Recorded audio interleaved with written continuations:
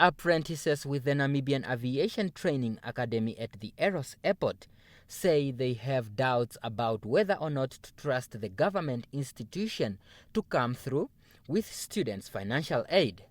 Despite the country's aviation industry being dominated by foreign pilots, the trainees say the country remains hesitant to make funds available to produce its own pilots. Students representative Onesmos Joseph says NSFAF has agreed to pay for students' studies until their completion, but ended up only paying 2 years' worth before funding stopped.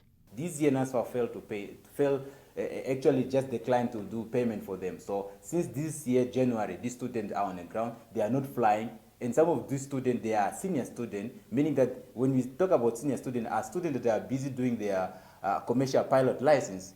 And as in aviation, there are rules. If you are busy doing something, you'll be given certain time that lapse. And so these students are in a situation, they are not flying, they are subject for commercial pilot license, some of them, they're gonna expire soon.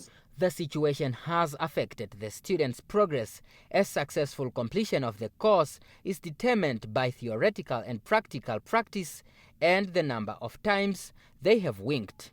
When we talk of a pilot, we talk of someone who has knowledge, theoretical knowledge and practical knowledge. But it's a struggle in terms of finance and funding system. Joseph says every single flight requires money that the students simply do not have. Most students in their final year are now left wondering whether the past 2 years' efforts will have all been in vain. Students are now appealing to government to prioritize their field of studies, which they say is essential to the country's economic growth and its drive for self-sustainability. Efforts to get comments from NSFAF proved futile as their phones went unanswered.